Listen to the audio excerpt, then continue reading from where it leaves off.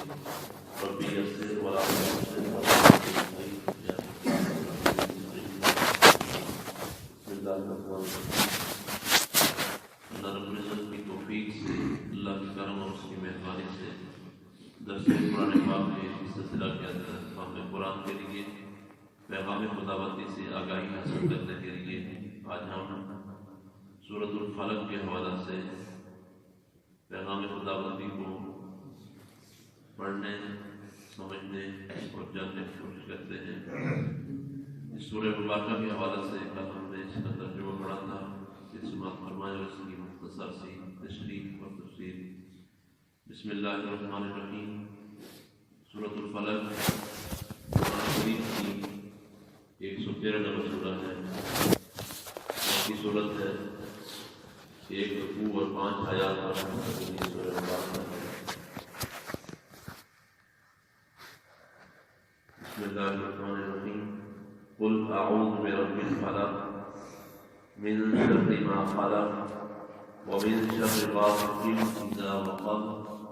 ومن شر النفاثات في العقد ومن شر حاسد اذا حسد۔ اللہ رب العالمین اپنے پیارے حبیب صلی اللہ علیہ وسلم سے ارشاد فرما رہا ہے، قل اے حبیب آپ کہہ دیجیے، آپ فرما دیجیے، اعوذ میں بنا مانگتا ہوں برب الفلق صبح کے رب کی، من شر ما خلق اور اس کی مخلوقات کے شر سے، تمام مخلوق کے شر سے، ومن شر غاسق اذا وقب اور رات کے شر سے، اندھیرے کے شر سے، اذا وقب جب وہ چھا جائے، ومن شر النفاثات فی العقد اور گروہ کے اندر پھونکے مارنے والیوں کے شر سے، ومن شر حاسد اذا حسد اور حسد کرنے والے کے شر سے جب وہ حسد کرے، میں پناہ مانگتا ہوں۔ یہ سورت اور اس کی بعد والی سورت جو آخری سورہ مبارکہ ہے سورۃ الناس، ان کا شان نزول کیا ہے، یہ کس موقع پر نازل ہوئی؟ ان دونوں سورتوں کو معوذتان یا معوذتین کہا جاتا ہے۔ معوذتین، ان کے اندر اللہ رب العزت نے اپنے سے پناہ مانگنے کا حکم ارشاد فرمایا۔ ان دونوں سورتوں کا شان نزول یہ ہے کہ جب یہودی لبید بن عاصم اس کا نام تھا اور اس کی بیٹیوں نے حضور نبی کریم صلی اللہ علیہ وسلم پر جادو کیا، جادو برحق ہے،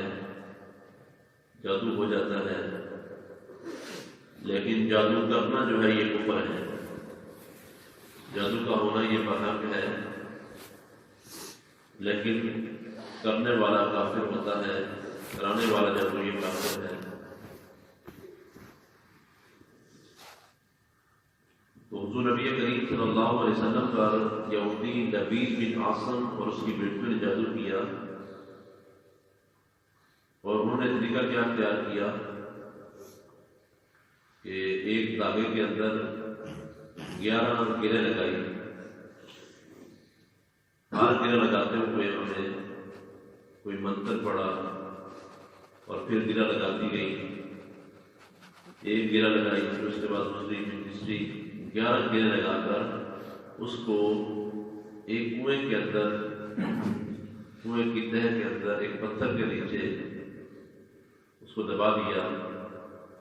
حضور نبی کریم صلی اللہ علیہ وسلم کو تکلیف دینے کے لیے سرکار دو عالم صلی اللہ علیہ وسلم خاموشی اختیار فرماتے ہیں، یہاں تک کہ اللہ رب العزت کی بارگاہ سے ان دونوں صورتوں کا نزول ہوتا ہے۔ 11 آیات پر مشتمل یہ دونوں صورتیں ہیں، سورۃ الفلق اور سورۃ الناس۔ سورۃ الفلق کی 5 آیتیں ہیں اور سورۃ الناس کی 6 آیات ہیں۔ یہ دونوں سورہ مبارکہ اللہ کے نبی صلی اللہ علیہ وسلم پر نازل ہوئی، اور اللہ کریم نے حکم دیا اپنے حبیب کو کہ آپ ان صورتوں کی تلاوت فرمائیں۔ جادو برحق ہے، لیکن جادو کا توڑ بھی اللہ کی کلام سے ہے، یہ دونوں صورتیں حضور نبی کریم صلی اللہ علیہ وسلم نے پڑھی اور حکم ہوا کہ آپ ایک ایک آیت پڑھتے جائیں اور ایک گرہ کھولتے جائیں۔ اللہ کے نبی صلی اللہ علیہ وسلم کو اللہ کی برکت سے پیغام ملا کہ فلاں یہودی نے اور اس کی بیٹیوں نے آپ کا جادو کیا ہے اور فلاں کنویں کے اندر وہ سارا عمل کیا گیا ہے۔ تو سرکار دو عالم صلی اللہ علیہ وسلم نے حضرت علی مرتضیٰ شیخ خدا رضی اللہ عنہ کو بلایا اور آپ سے فرمایا کہ جاؤ فلاں کنویں سے نکال کے لاؤ جو تعویذات تھے، جو جادو کا عمل کیا گیا تھا، اور مولا کائنات نے جا کر وہاں سے وہ تعویذات، وہ جو دھاگے میں گریں لگائی گئی تھی، وہ نکال کر لائے۔ ان کے اندر سوئیاں تھیں، مختلف عمل کیا گیا تھا، کفریہ وہاں سے نکال کر لایا گیا، اور سرکار دو عالم صلی اللہ علیہ وسلم ایک ایک گرہ کھولتے جاتے اور سب قرآن کی ان سورہ مبارکہ کی ایک ایک آیت پڑھتے جاتے۔ 11 گرہ تھی اور 11 ہی آیات دونوں صورتوں کی۔ قل اعوذ برب الفلق یہ پڑھی اور ایک گرہ کھول دی، من شر ما خلق یہ آیت مبارکہ پڑھی اور دوسری گرہ کھول دی۔ اس طرح کرتے کرتے 11 گرہ کھولی اور 11 آیات انہوں نے تلاوت فرمائی، اور اس طرح وہ جادو کا جو اثر تھا اس کا خاتمہ ہوا۔ تو یہاں پر یہ بھی ذہن میں رہے کہ حضور نبی کریم صلی اللہ علیہ وسلم کے ظاہری جسم پر اس کے اثرات ہوئے، حضور کے دل پر، حضور کے دماغ پر، حضور کے باطن پر اس کا کوئی اثر نہیں ہوا کہ آپ کی جو شریعت کے پیغام کے اندر کوئی خلل آتا، جو اس کے اندر کوئی تبدیلی آتی۔ حضور کے ظاہری جسم پر جادو کے اثرات ہوئے، اور پھر اللہ کی بارگاہ سے یہ صورتیں نازل ہوئی اور اس سے توڑ کیا گیا۔ اس کی حکمت ایک یہ بھی تھی کہ امت کے لیے بھی یہ تعلیم بن جاتا کہ ان صورتوں سے جادو کا اثر توڑا جاتا ہے، ان صورتوں سے جادو کے اثر کو ختم کیا جاتا ہے۔ اور حکم بھی یہی ہے کہ یہ صورتیں جو ہیں سورۃ معوذتین، یعنی آخری دونوں صورتیں پڑھ کر انسان اپنے جسم پر دم کر دیا کرے، اور حضور نبی کریم صلی اللہ علیہ وسلم اور حضور کا حدیث میں یہ معمول رہا ہے کہ وہ ان صورتوں سے جادو کا علاج کرتے ہیں۔ اور آج بھی اگر کوئی جادو کے اثر کو ختم کرنا چاہے تو اس کے لیے علماء فرماتے ہیں، صوفیاء کرام فرماتے ہیں کہ اول آخر 11 بار درود پاک پڑھ کر ان دونوں صورتوں کی 11 آیات ہیں وہ پڑھ کر انسان اپنے آپ پر دم کر دیا کرے، رات کو بھی کرے، دن کو بھی کرے، جب ٹائم ملے اپنے ہاتھوں پر پھونک کر اپنے سارے جسم پر مل کر اس انداز میں جادو سے اپنے آپ کو محفوظ انسان کر سکتا ہے، اور اللہ کی کلام سے جادو کا انسان حال تلاش کر سکتا ہے۔ تو لبید بن عاصم یہودی اور اس کی بیٹیوں نے جادو کیا حضور کی ذات پر، اس کا ذکر اللہ کریم نے یہاں پر کیا ہے۔ فرمایا قل اعوذ برب الفلق، حبیب آپ کہہ دیجیے کہ میں پناہ مانگتا ہوں صبح کے رب کی۔ اب یہاں پر اللہ کریم تو ساری کائنات کا رب ہے، صرف صبح کا رب کہنا کا اس کی حکمت کیا ہے؟ علماء کرام لکھتے ہیں، مفسرین فرماتے ہیں اس کی حکمت یہ ہے کہ ساری کائنات تاریکی میں ڈوب جاتی ہے، اندھیرے میں ڈوب جاتی ہے، اور ساری کائنات سے یکدم تاریکی کو دور کرنا اور روشنی کا آ جانا یہ اللہ کریم کی قدرت کی بہت بڑی نشانی ہے۔ ساری کائنات اندھیرے میں ڈوبی ہوئی ہے، تاریکی میں ہے، اور وہ ہستی جو ساری کائنات سے تاریکی کو، اندھیرے کو دور کر کے روشنی عطا کر سکتی ہے، انسان کی گھبراہٹ کو دور کر سکتی ہے، وحشت کو دور کر سکتی ہے۔ کیونکہ جب انسان پر رات آتی ہے تو انسان پر ایک فطرتی طور پر وحشت طاری ہوتی ہے، انسان کو ڈر محسوس ہوتا ہے، اور جب صبح ہوتی ہے تو انسان پھر سے اشاعت مشاعت ہو جاتا ہے، فرد اور شادمانی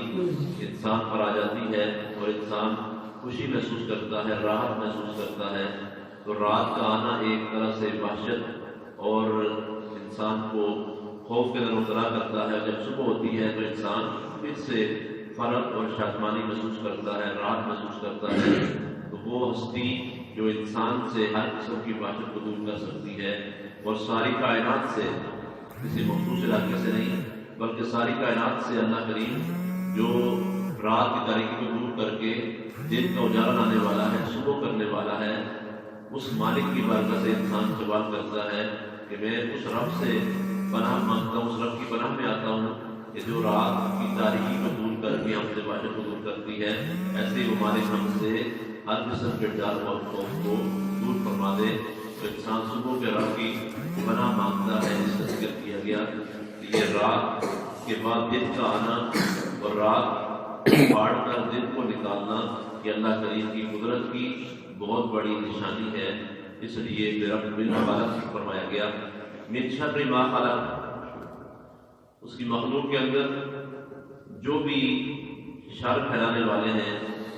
ان سے بھی پناہ مانگی گئی کہ میں ہر اس چیز کے شر سے پناہ مانگتا ہوں جس کو اللہ نے پیدا کیا ہے۔ ومن شر غاسق اذا وقب،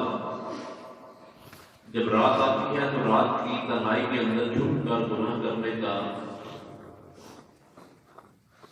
موقع ملتا ہے، کیونکہ دن کے اجالے میں انسان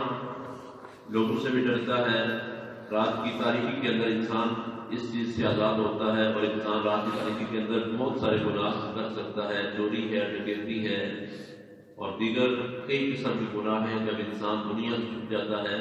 اور انسان سمجھتا ہے کہ مجھے کوئی دیکھنے والا نہیں ہے، تنہائی کے اندر ہے، خلوت میں ہے، تاریکی میں ہے، تو رات کے اندر کافی سارے گناہ جو رات کو کیے جاتے ہیں۔ اس لیے رات کے شر سے کہ جب وہ چھا جائے اس سے پناہ مانگی گئی ہے۔ ومن شر النفاثات فی العقد، اور گروہ کے اندر جو ہے وہ پھونکے مارنے والیوں کے شر سے۔ لبید بن عاصم کی بیٹیوں نے جو سرکار کی ذات میں جادو کیا تو وہ گروہ کے اندر یعنی گرے لگاتی جاتی اور کچھ منتر پڑھتی جاتی، پھونکتی، اس طرح نے جادو کیا۔ تو فرمایا ومن شر النفاثات فی العقد، میں پناہ مانگتا ہوں گروہ کے اندر جو ہے پھونکے مارنے والیوں کے شر سے۔ علماء لکھتے ہیں اس کے ضمن میں چونکہ اردو کے اندر جادو کا بہت زیادہ ہے، ان کی رغبت اور توجہ اس طرف زیادہ ہوتی ہے، جادو کا عمل کیا جاتا ہے پوری توجہ کے ساتھ، اس لیے عورتوں کے اندر یہ بات زیادہ پائی جاتی ہے۔ اس لیے یہاں پر عورتوں جو پھونکے مارنے والی ہیں، جادو کرنے والی ہیں، ان کے شر سے پناہ مانگنے کو حکم ہو رہا ہے۔ ومن شر حاسد اذا حسد، حسد کرنے والے کے شر سے جب وہ حسد کرے۔ حسد کرنا بہت بڑا گناہ ہے، کبیرہ گناہ ہے۔ حسد سے مراد یہ ہے کہ انسان کسی کے اندر کوئی نعمت دیکھ کر کہ اللہ کی برکت سے خوبی ہے، کمال ہے، کسی بھی حوالے سے اس کو دیکھ کر انسان یہ خواہش کرے کہ یہ خوبی اور کمال یہ چیز جس کے پاس نہ رہے مجھے مل جائے۔ کسی دوسرے سے نعمت کے ظاہر ہونے کی آرزو کرنا اور اپنے آپ کے اصول کے لیے اپنے لیے اس کو حاصل کرنا کہ اس کے پاس نہ رہے، اس سے چھن کر وہ نعمت مجھے مل جائے، یہ حسد ہے اور اس سے پناہ مانگی گئی ہے۔ حسد کرنے والے کی شر سے جب وہ حسد کرے تو یہ سورہ پاک